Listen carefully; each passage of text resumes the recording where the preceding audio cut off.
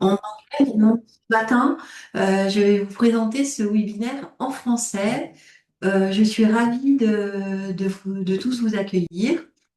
Euh, nous avions commencé les webinaires thématiques de Skinops en janvier par la présentation des tests liés au microbiome. Et on a eu beaucoup de succès sur ce format de webinaire qui est plus c'est pas vraiment un atelier, c'est un workshop, mais vraiment pour aller vraiment en profondeur sur ces thèmes d'évaluation, à la fois sur le clinique, sur le préclinique, le vitro, le vivo, et d'essayer de vous apporter un regard le plus vaste, le plus précis, le plus clair possible. Donc en juin, nous avons poursuivi avec le webinaire thématique sur l'hydratation, que j'ai eu vraiment beaucoup de plaisir à préparer parce que c'est un sujet, voilà, la revendication phare qui est utilisé vraiment dans de nombreux produits. Donc ça, c'était en juin. Le replay est disponible. Le replay est toujours disponible. Donc quand vous vous inscrivez en fait pour un webinaire, vous recevez automatiquement le replay ensuite.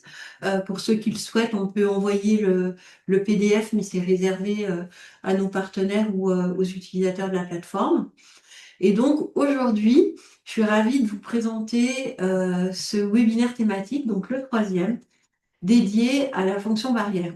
Donc par rapport à l'hydratation, il y a une suite logique, mais vous verrez, c'est à la fois varié, classique et tellement enrichissant pour euh, supporter les nouvelles revendications, suivre les tendances et les attentes des consommateurs avec ce qui existe comme méthode. Et je vais vous montrer aujourd'hui tout ce qu'on peut faire. Voilà. Alors, merci à tous d'être là. Je suis ravie. Vous pouvez poser vos questions dans le chat ou les questions. Voilà, je pourrais répondre à vos questions à la fin. Je vais tenir mes 30 minutes. Donc, ça va aller un peu au pas de course, mais de toute manière, vous avez le replay pour revenir sur des notions ou des choses où j'aurais pu passer un peu vite. Voilà, alors démarrons.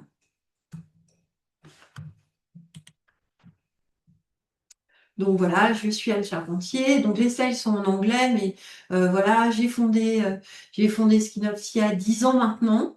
Et ma vision était de partager les méthodes pour les tests d'évaluation et les laboratoires et de lier ces méthodes au laboratoire et de partir des revendications.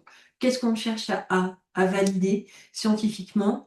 Quelles méthodes sont disponibles et dans quel laboratoire dans le monde on peut réaliser ces tests? Voilà. Donc aujourd'hui, de quoi on va parler? On va parler un peu de chiffres sur la fonction barrière. On a fait un petit sondage très intéressant et je remercie les quasi 50 personnes qui ont répondu parce que c'est une bonne base et vous verrez, c'est riche d'enseignements.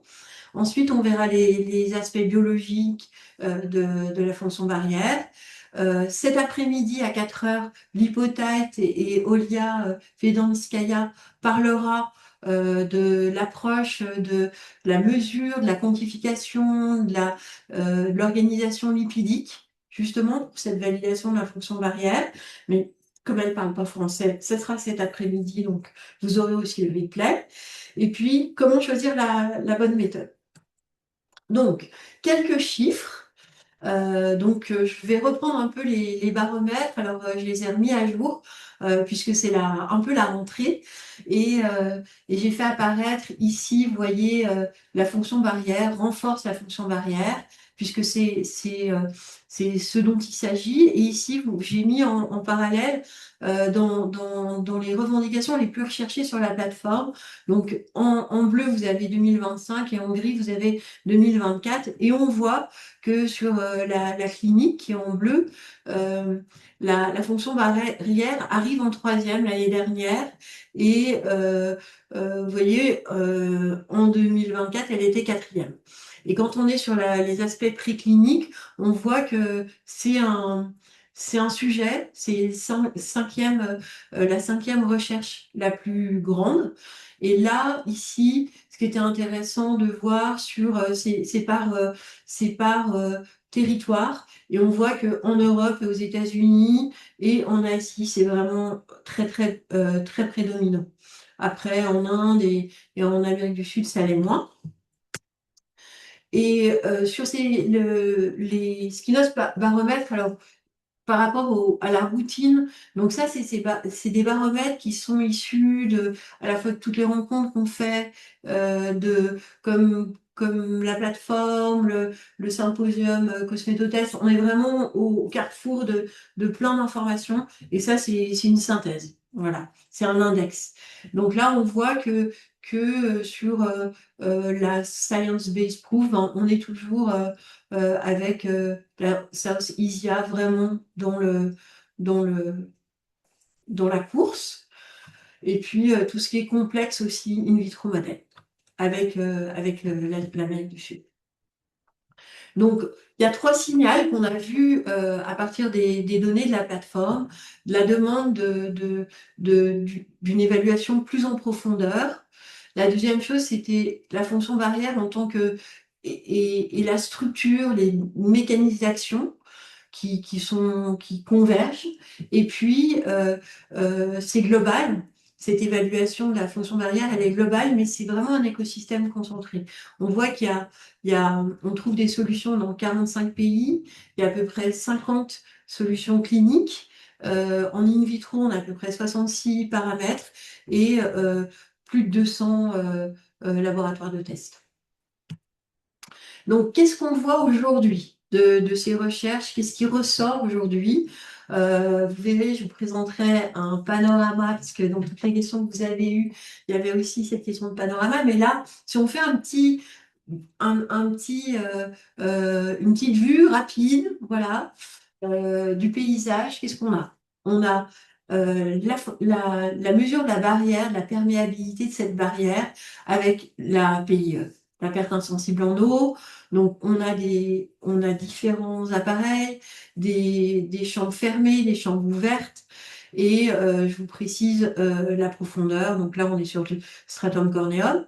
Après, on peut faire de la microtopographie. On va voir un peu l'aspect de la surface. On peut voir aussi l'aspect de la surface avec tous les appareils de mesure de la surface que vous connaissez aussi. Euh, Quand on regarde l'intégrité, là, on est plus à la surface. On est déjà dans l'épiderme, peut-être le granulosome, jusqu'à la JED. Et on a tous ces appareils d'ultrasons, de LCOCT, de microscopie confocale. Voilà.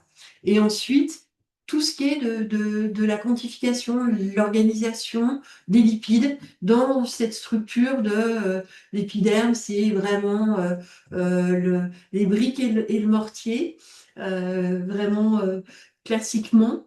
Donc, on va regarder les lipides. Et puis, aussi, l'hydratation. Ça vient aussi, j'aurais pas parié, mais ça l'est aussi, et surtout en combinaison avec la cornéométrie.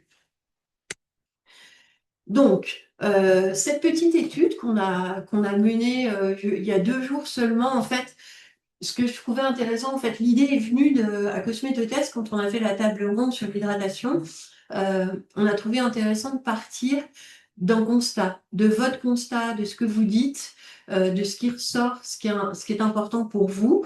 Donc, on a renouvelé cette étude spécifiquement pour la fonction barrière, et voilà ce qu'on a obtenu.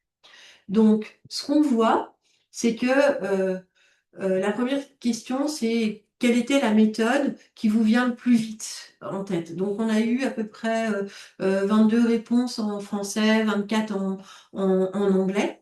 Et donc, ce qui ressort, c'est la perte insensible en eau. Ça ne vous surprendra peut-être pas, avec 68%, et la cornéométrie pour 9%. Et puis ensuite, on a combiné toutes les autres méthodes.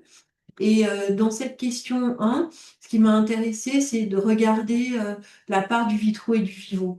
Et on voit que ce qui ressort des méthodes qui viennent le plus euh, dans l'évaluation de la fonction barrière, c'est quand même le vivo. Ensuite, ça, c'était les appareils qui sont ressortis dans cette question.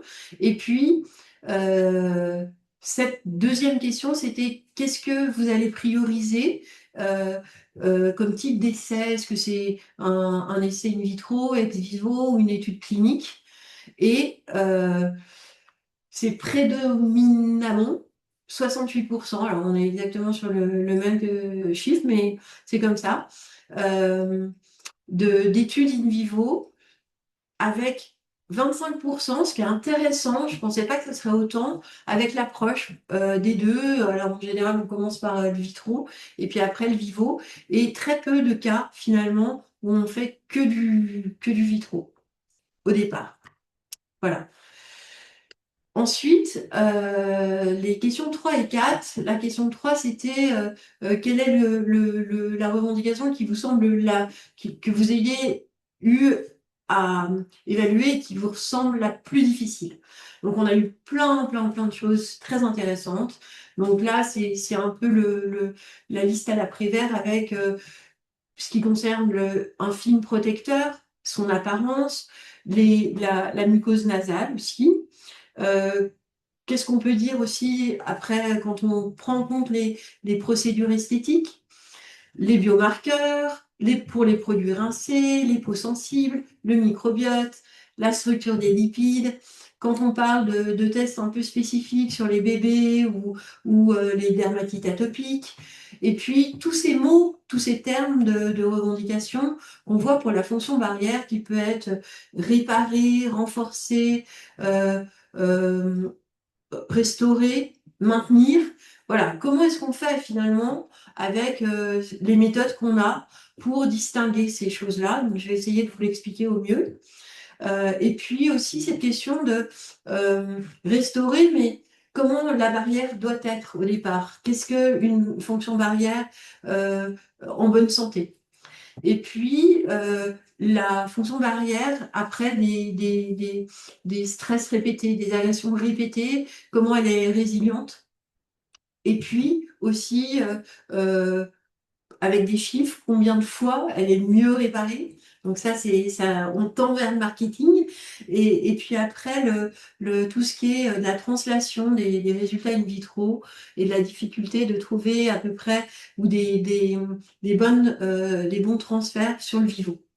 Donc ça, c'était les revendications les plus ardues. Et puis après, il y avait les questions que vous avez posées. Donc les questions, je les ai mises là, mais je les ai remises à la fin pour voir comment j'y aurais répondu et du mieux possible. Donc c'était surtout quelles sont les alternatives à la perte insensible en eau et à la cornéométrie. Et de ces claims différents, qu'est-ce qui ressort? Quelles sont les nouvelles méthodes in vivo? Quels sont les protocoles innovants? Qu'est-ce qu'on peut dire de la perception du consommateur et, euh, et de la combinaison avec les résultats, avec l'instrumentation? Les méthodes visuelles, avant-après, les pourcentages, l'aspect de l'hydratation et son aspect protecteur, toutes les méthodologies, les méthodes, alors ça, vous allez voir, les limites, les bénéfices. Alors ça, je l'ai pas intégré parce que c'est vraiment un sujet très euh, euh, ténu parce que ça dépend des protocoles, ça dépend de la méthode que vous utilisez. Bref, on en parlera quand même. Tout ce qui est peau sensible, les strippings et modèles in vitro. Alors, qu'est-ce qu'on va pouvoir dire de la biologie de cette barrière de la peau et de sa fonction? Donc, en fait, quand moi je me suis interrogée, je me suis dit, bah oui, la fonction barrière, c'est le stratum corneum et c'est l'épiderme. Et puis, en fait, en regardant les publications, en regardant, parce qu'avec le Cosmetic Testing News, ça fait 5 ans, ça fait 10 ans qu'on qu'on partage, qu'on fait de la curation sur des articles et on est capable aujourd'hui avec le nouveau système qu'on a mis en place il y a un an de faire des recherches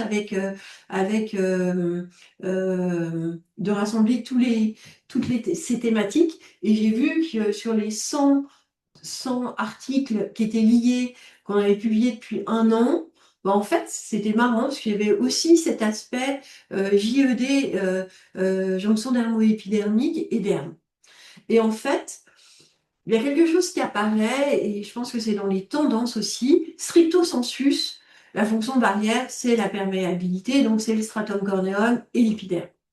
Donc avec le stratum corneum et l'épiderme, avec cette espèce euh, de mortier brique pour le stratum corneum avec les cornéocytes et puis cette différenciation, etc. Important parce que cette différenciation pour les biomarqueurs, cette différenciation, si on veut regarder aussi du côté de la desquamation, ça peut être intéressant. Les mécanismes, la rétention d'eau, le pH aussi, qui peut être un indicateur intéressant auquel on ne pense pas souvent. Et puis les mesures.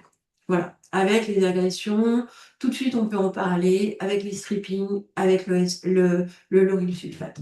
Et puis ensuite vient l'épiderme, donc l'épiderme avec le renouvellement, avec la différenciation, aussi tout ce qui est desquamation, tous les biomarqueurs, et puis l'intérêt de la visualisation avec LCOCT, confocal, Raman, etc., et les biomarqueurs.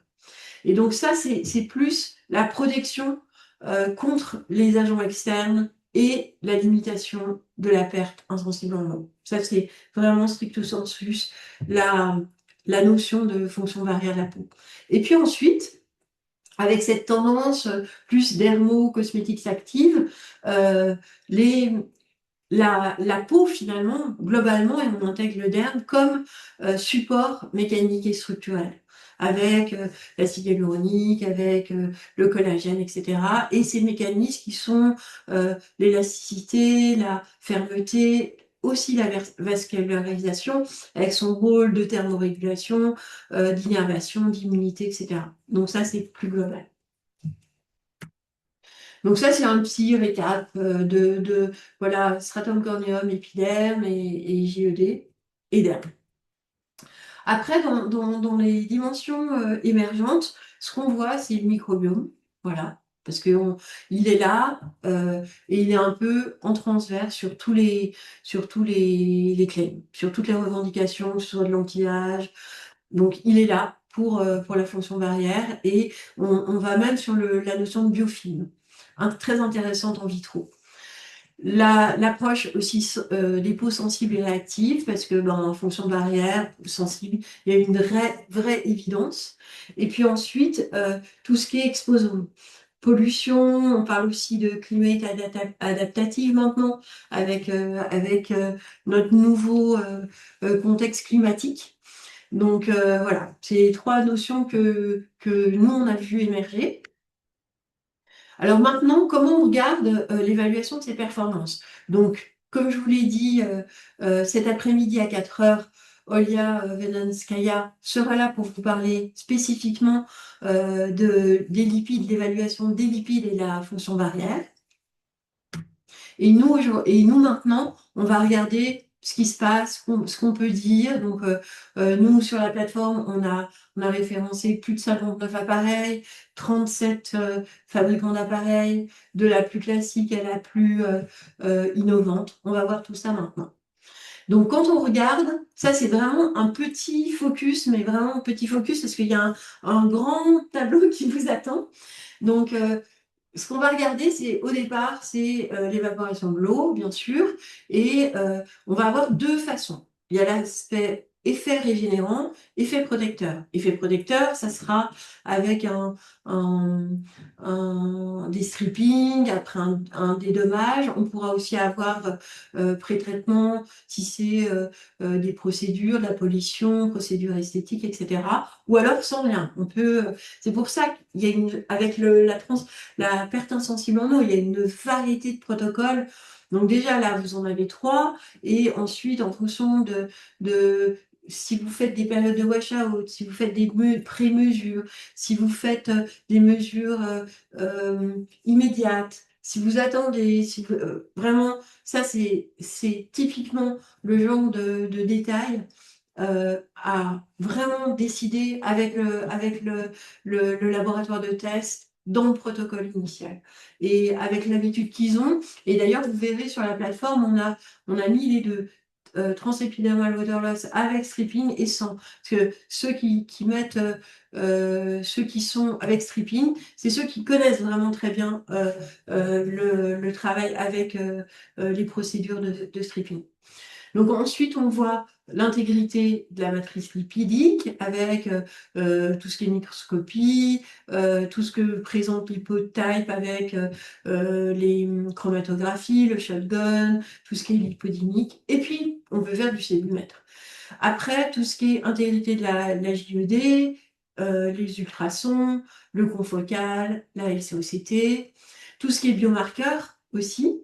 Donc ça, c'est avec des strippings, avec, je vous le redirai, mais on a beaucoup avancé sur, on peut faire du swabbing, du scrubbing, on peut aussi maintenant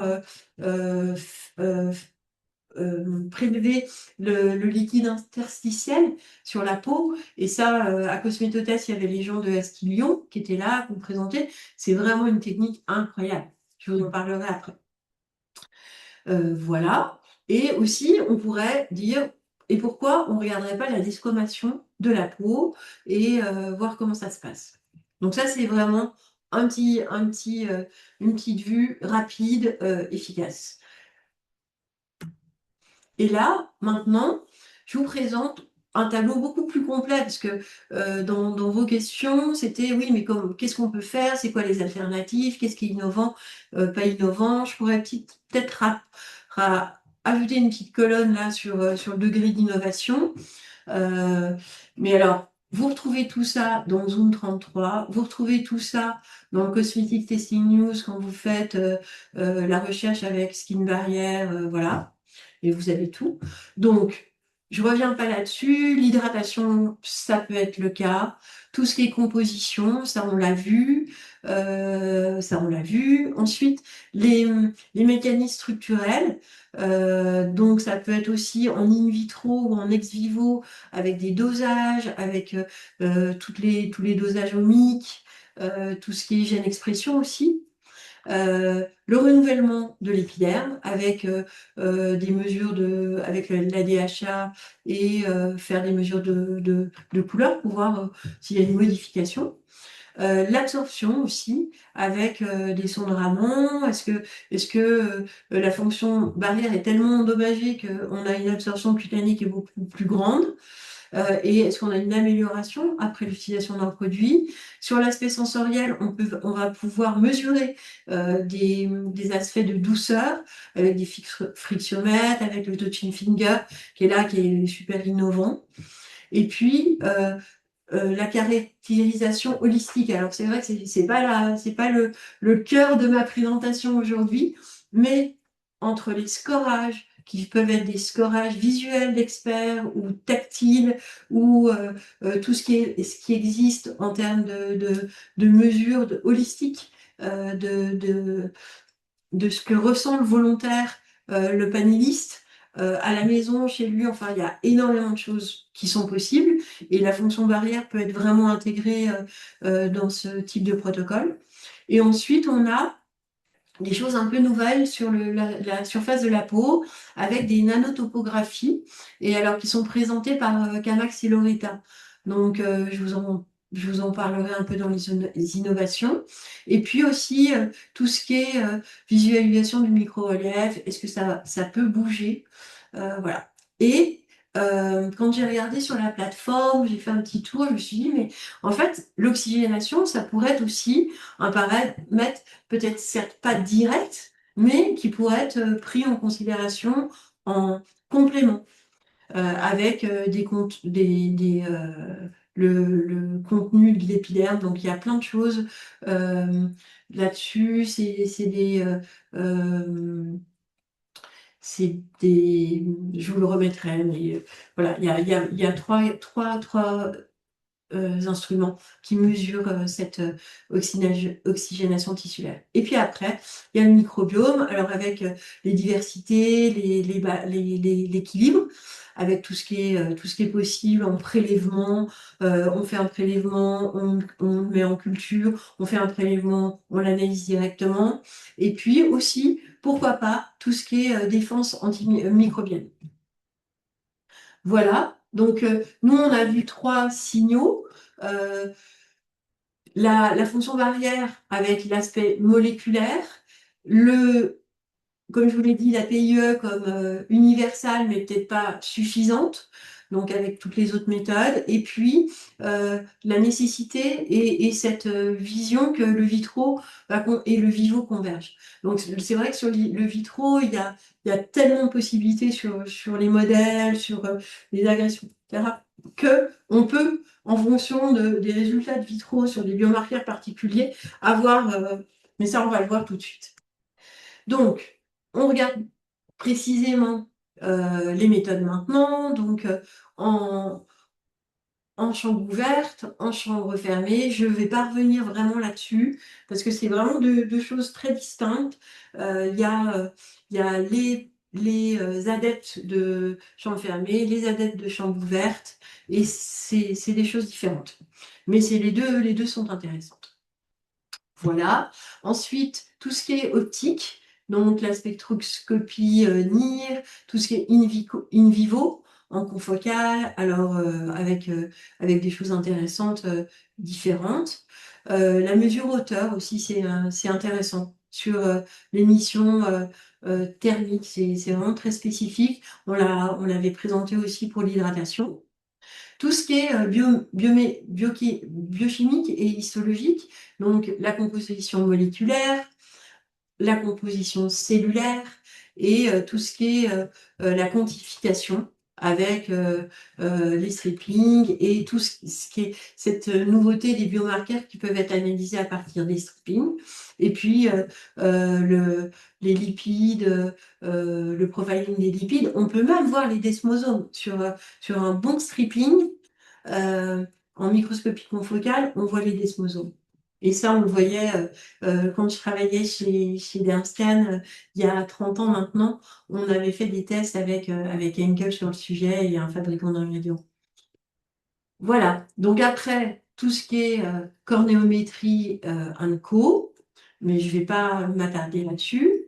Et puis, tout ce qui est donc sur le protocole in vivo, faire attention au recrutement, les périodes de wash-out, les pré-traitements, les pré-mesures, et voir quelles sont les revendications primaires, secondaires. Dans l'acquisition des méthodes, faire attention, on est vraiment sur le multimodal aujourd'hui, donc voir ce que vous pouvez faire. C'est possible de faire des choses en pré-test, de combiner des effets visuels, mais que sur une partie des volontaires. Enfin, il y a vraiment, c'est sans limite. Et puis après, dans le traitement des données, avoir vraiment des statistiques très fiables. euh, Bien garder les données brutes et être au clair avec l'interprétation et pas trop partir dans des délires marketing entre guillemets parce que a priori c'est pas un service à rendre au final.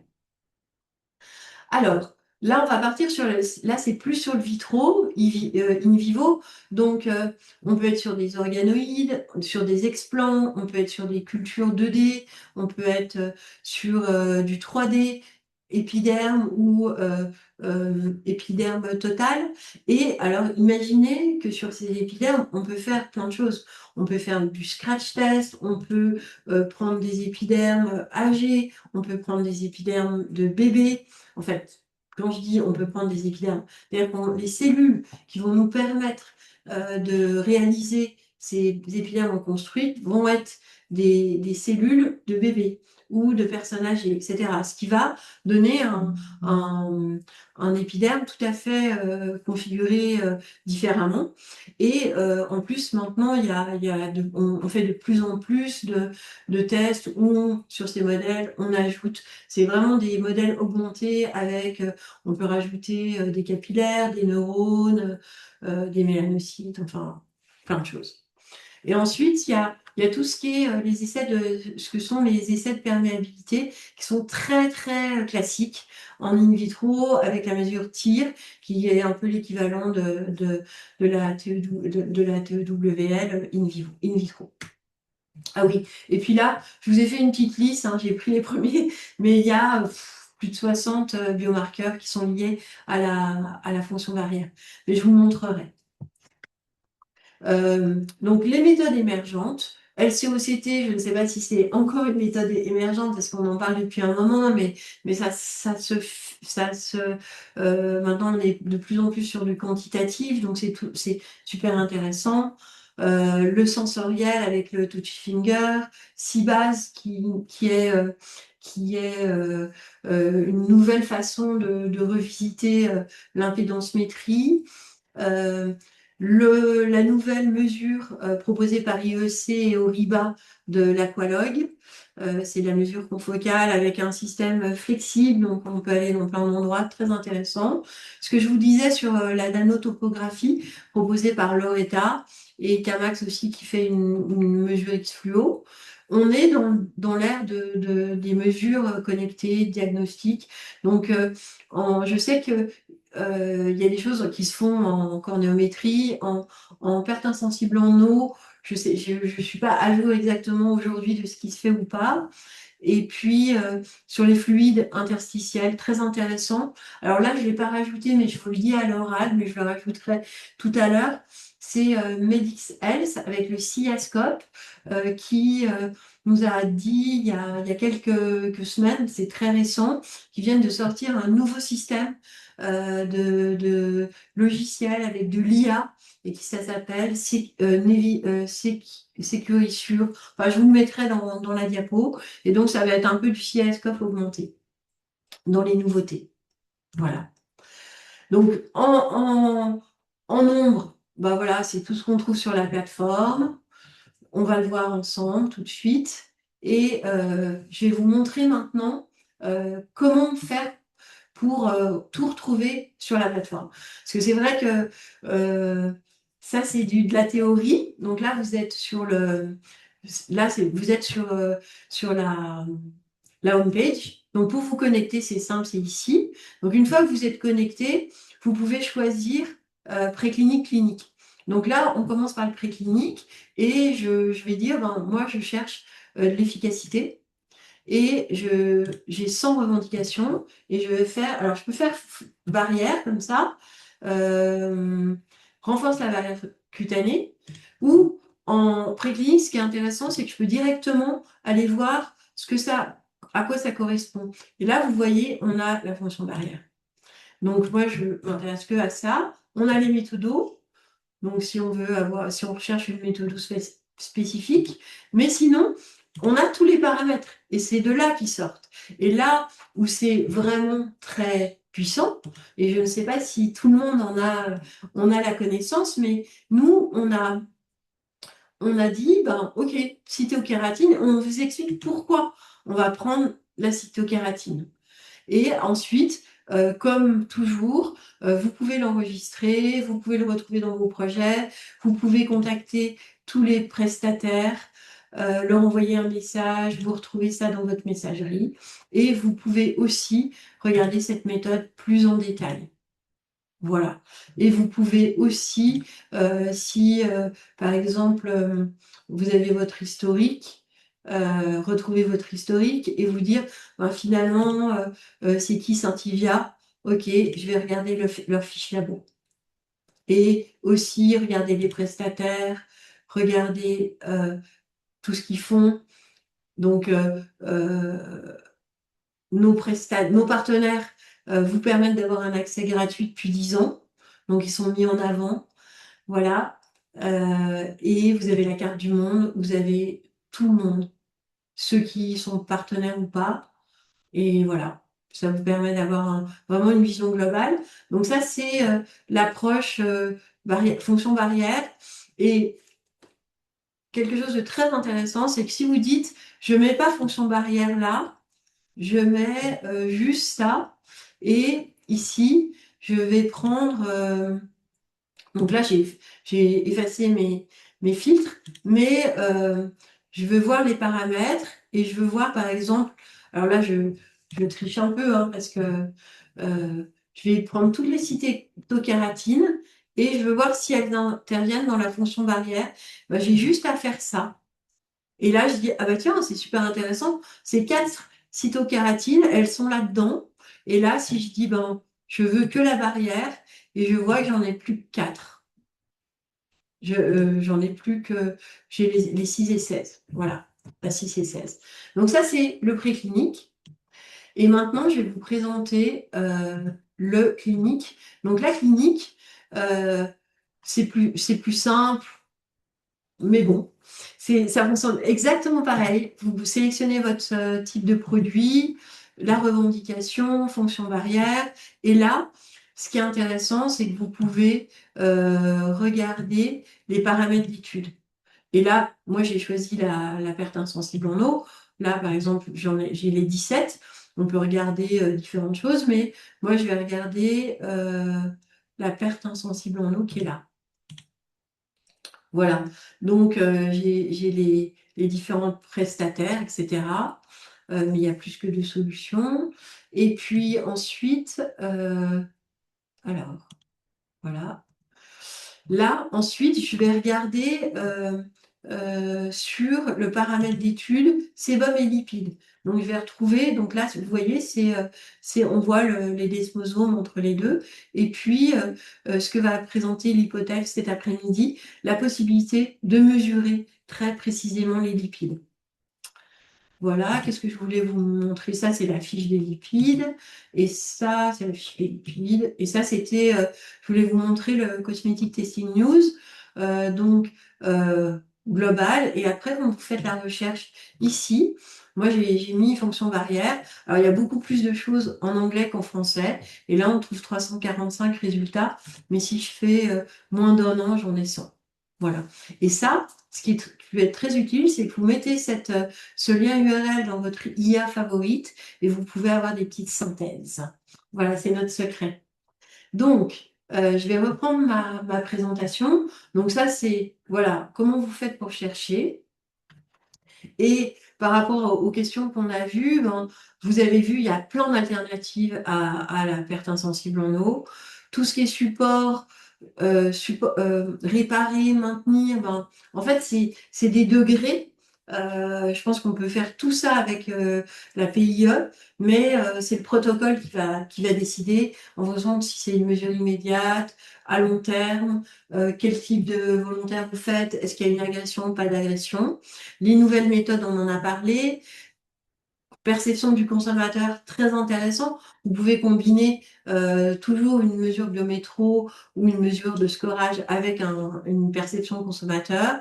Photo avant-après, il y a plein d'outils de mesure de la surface. Pourcentage of repair, mais ça, c'est un peu plus marketing. Donc là, c'est, je dirais, attention, warning à l'interprétation des résultats. L'aspect hydratant, ben, combiner peut-être une petite cornéométrie, c'est pas si mal. Et puis peut-être qu'avec d'autres mesures complémentaires, on a l'information.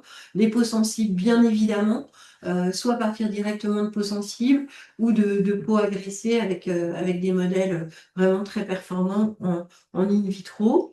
Les procédures de stripping, alors je sais on a un article là-dessus spécifiquement, donc je vous laisse aller le voir où on met toutes les possibilités. Alors attendez, est-ce qu'on l'a là? Euh, euh, voilà, il est là. Donc là, si vous allez là-dessus, vous avez les différentes possibilités. Et donc, on va de 1 à 10 en général. Et on essaie de ne pas aller plus loin parce qu'après, ça devient plus de la mesure non invasive. Alors, pour finir, parce qu'il est déjà 39, euh, ça c'était pour la clinique, ça c'est ma conclusion. Donc finalement, la peau c'est un système complexe avec, on l'a vu, il y a aussi le cuir chevelu. Alors le Tewamet, développé par Courage et Kazaka, il y en a un spécifique pour le cuir chevelu. Il y en a un aussi qui a 3 capteurs, donc pour rendre plus fiable les mesures. Euh, on peut faire des mesures sur l'ongle aussi avec un TWM spécifique de Courage et Kazaka. Dans la peau, tout est interdépendant, exposome dépendant, de la surface aux couches les plus profondes, et on est connecté au cerveau et à l'intestin, c'est sensoriel, et la peau, ben, c'est cette grosse barrière. Il y a tout ce qui concerne aussi l'immunité, et c'est aussi ethniquement dépendant. Alors, par rapport aux claims et aux revendications et aux tendances, je vous ai fait une petite liste qui ressort, climat adaptatif, tout ce qui est aircare, l'inclusivité, tout ce qui est médicalisation, ménopause qui prend vraiment de l'ampleur, tout ce qui est personnalisation, skin sensitive, c'est tout le temps là. Et le stress comme un stress as a driver, vraiment lié avec tout ce qui est pollution, climat adaptative, et puis aussi le well-being. Donc, en résumé, regardez quel support vous choisissez, dans quelles conditions, quels biomarqueurs vous prenez. Il y a aussi les VOC, les volatile organic compounds, qui vont être, à mon avis, étudiés. Et puis, quelle analyse? Voilà. Alors, vous pouvez nous retrouver donc sur la chaîne YouTube de SkinUps avec tous les webinaires, sur le CTN, et puis on vous espère nombreux à Cosmétotest. Vous pouvez soumettre un abstract, c'est jusqu'à fin septembre. Donc n'hésitez pas, les 4 thématiques sont diffusées, et on va faire un super programme pour répondre à toutes les questions du moment. Merci à vous pour votre attention. Voilà les partenaires qui nous font confiance et qui ressortent sur la plateforme pour tout ce qui est la fonction barrière. Donc, je vais maintenant regarder vos questions. Alors, si vous avez des questions... Alors, il n'y a pas beaucoup de questions. Donc, j'espère que tout a été clair. Il n'y a même pas du tout de questions. Donc, si vous voulez m'envoyer des mails, envoyez-moi des mails. Je vous répondrai avec plaisir, parce qu'il y a toujours des choses qui sont un peu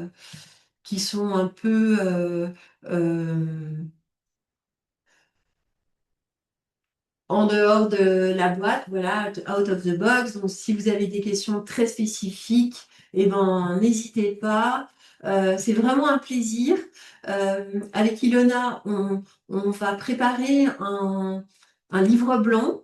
L'hydratation est en préparation, donc il est quasi prêt. Il va être tout prêt, tout prêt, tout chaud pour la rentrée. Et celui-là va venir assez rapidement. Donc, n'hésitez pas à nous faire vos retours. Merci beaucoup, et puis excellente journée et très bonne rentrée. À bientôt. Au revoir.